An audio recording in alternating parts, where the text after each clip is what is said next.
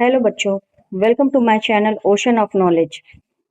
आज इस वीडियो में हम क्लास 11th का second chapter biological classification discuss करने जा रहे हैं। एग्जामिनेशन पॉइंट ऑफ व्यू से ये बहुत ही इंपॉर्टेंट चैप्टर है।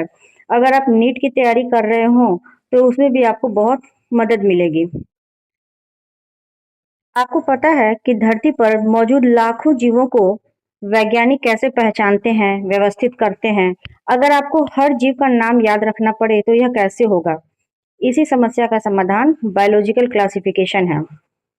इस वीडियो के अंत में आप यह जान जाएंगे कि क्लासिफिकेशन की जरूरत क्यों है, फाइव किंगडम क्लासिफिकेशन क्या है और इन हर एक किंगडम का क्या कैरेक्टरिस्टिक है।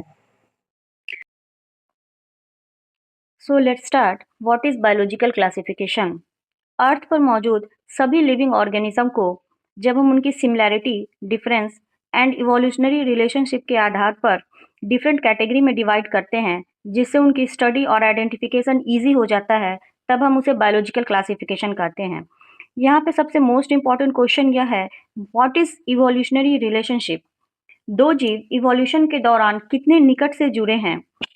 इन जीवों का कॉमन एंसेस्टर हाल का होता है तो वे क्लोजली रिलेटेड होते हैं, और ये कॉमन एंसेस्टर बहुत पुराना होता है तो वे डिस्टेंटली रिलेटेड होते हैं। इसी रिलेशनशिप के आधार पर जीवों का क्लासिफिकेशन किया जाता है।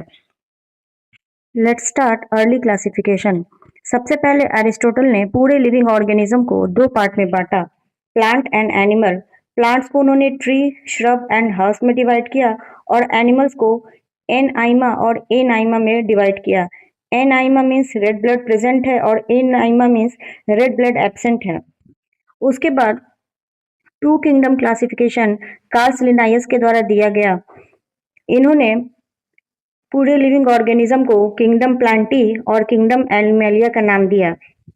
उसके बाद three and four kingdom classification आया। थ्री किंगडम क्लासिफिकेशन हेकल के द्वारा दिया गया, इसमें प्रोटिस्टा को ऐड किया गया। एंड फोर किंगडम क्लासिफिकेशन में मोनेरा को ऐड किया गया। अर्ली क्लासिफिकेशन में बहुत सारे प्रॉब्लम्स थे। इसमें प्रोकैरियोट, यूकैरियोट, हेटेरोट्रॉफ, ऑटोट्रॉफ, इन सभी को एक साथ रखा गया।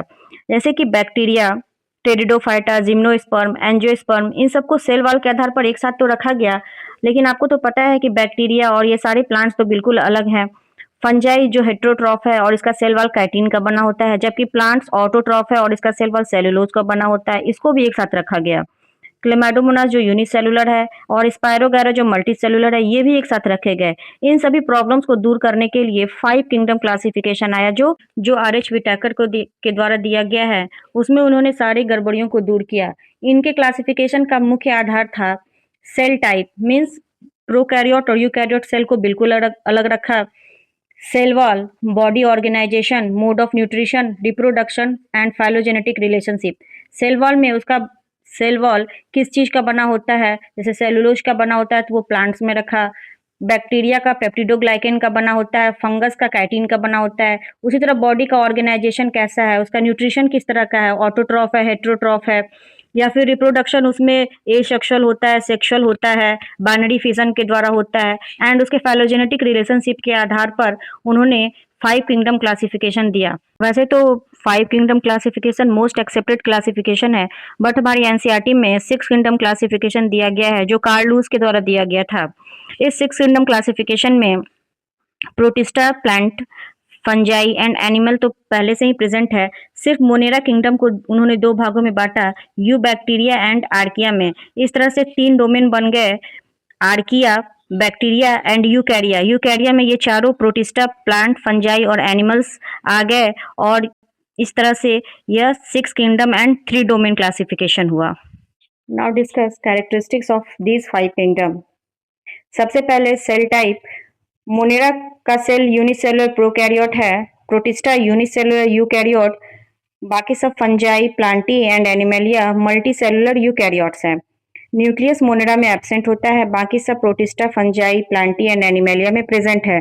बॉडी का ऑर्गेनाइजेशन, मोनेरा में सेलुलर लेवल ऑर्गेनाइजेशन, प्रोटिस्टा में भी cellular level organisation, fungi multicellular है but with loose tissue, plants में टिश्यू लेवल है एंड ऑर्गन का फॉर्मेशन हुआ है।